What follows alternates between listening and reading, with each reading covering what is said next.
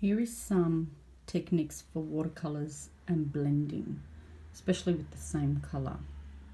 What you can do is don't force the colors to blend with each other. Most of my palette's green. I always try to push the color into another color, but I don't force it. And you've got to do all these before it dries. You just got to keep going, because then you'll have a crisp edge like that, and you don't want that.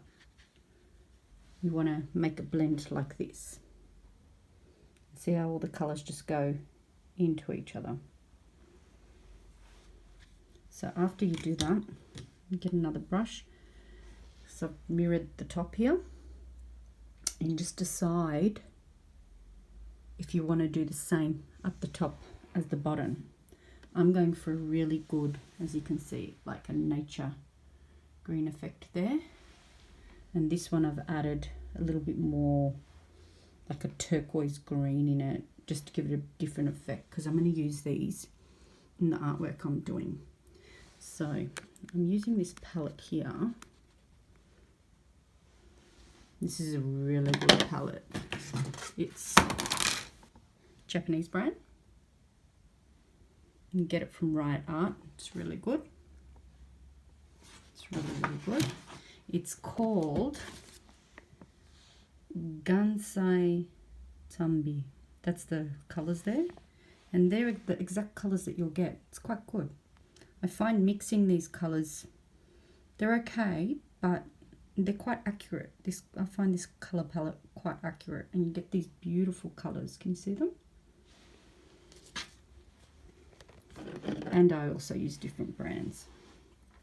So I'm going to add a little bit more turquoise up the top, like a lighter, and just dab it lightly, because if I push it, it's still wet, it's going to blend and it might bleed, and you don't want that bleeding effect. Add more water.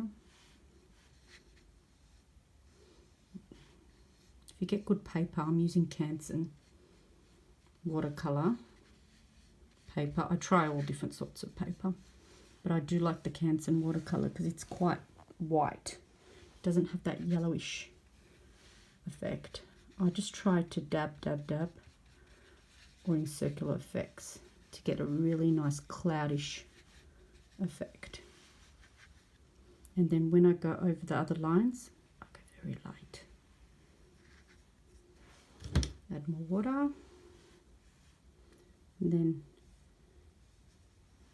the more water you add, the more you can control it sometimes.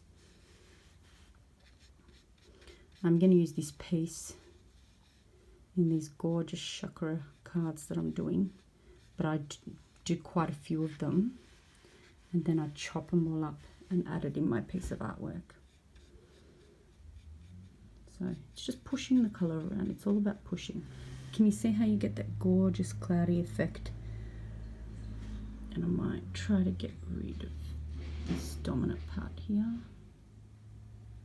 so it doesn't bleed, doesn't have that bleeding effect. Slightly, lightly.